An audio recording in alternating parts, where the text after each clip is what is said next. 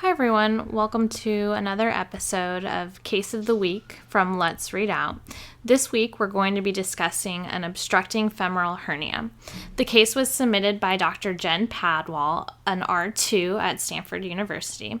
Last week we saw an obstructing obturator hernia, so this is a great companion case.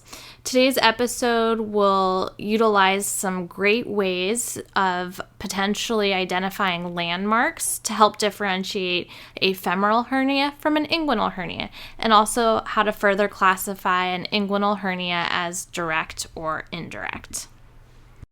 Some announcements before we get started. If you tuned in last time to the obstructing obturator hernia, you'll know that we're now starting video podcasts. So thank you so much for your feedback. We listened and now we're doing video. I really hope you like them. If you do, please shoot me a message on SpeakPipe at speakpipe.com/letsreadout. I'd love to hear what companion cases you have and if you think the videos are going well. Let's dive into our case. So similar to last time, we have an elderly female in her late 70s presenting with severe abdominal pain, nausea, and vomiting. On CT, we see dilated fluid-filled small bowel, as well as a small amount of free fluid in the pelvis. If you pay attention to the right side of the screen, you'll see a fluid-filled small bowel loop that is closely following the right common femoral vessels. This is a right femoral obstructing hernia.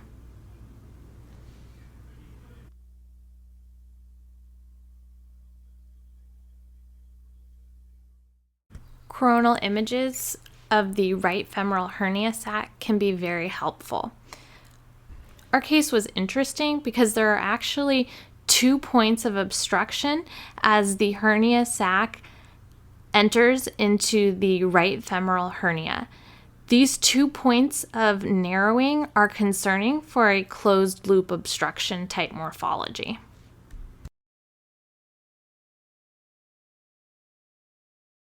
The main differential for a femoral hernia is an inguinal hernia.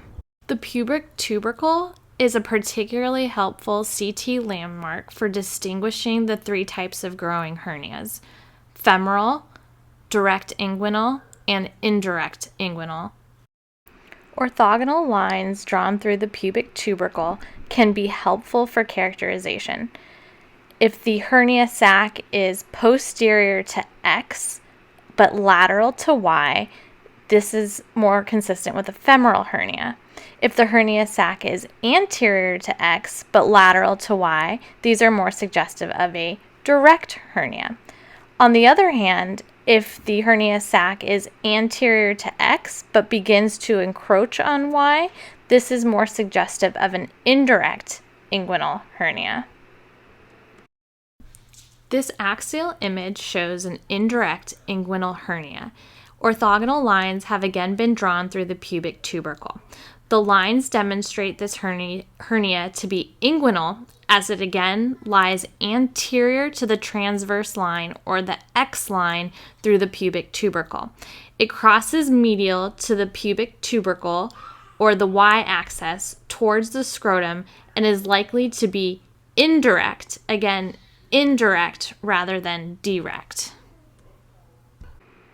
This shows a femoral hernia because the hernia sac is posterior to the transverse line but lateral to the Y-axis. Again, this is a femoral hernia.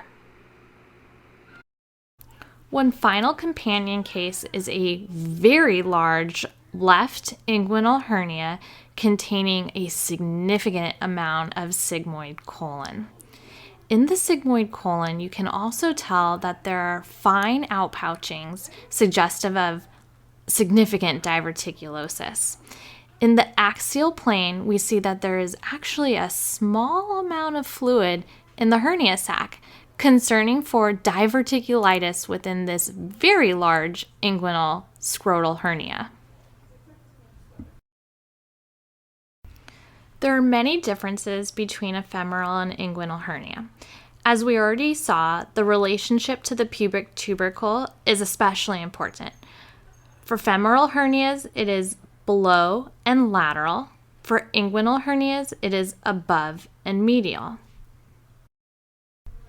Inguinal hernias are much more common in the male population, and femoral hernias are much more common with females.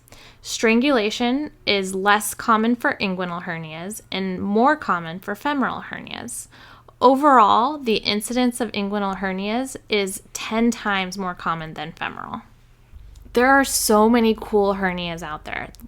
Many of them, admittedly, I can't really pronounce, but we would love to feature them. There are femoral hernias that contain the appendix. There are amnion hernias that contain an inguinal hernia and an appendix. There are hernias that contain a Meckel's diverticulum. If you have any of these cases and would like to be a part of Let's Read Out Case of the Week, please reach out to us. We'd love to feature your amazing case, and we'd like to also feature you. As always, a big thank you for taking the time. We really hope that you enjoyed the new format and the new video podcast. I hope you're taking a little time outside of the reading room to listen to the podcast, but also enjoy the spring weather and March Madness basketball games. We hope you'll come back. Thank you so much for tuning in.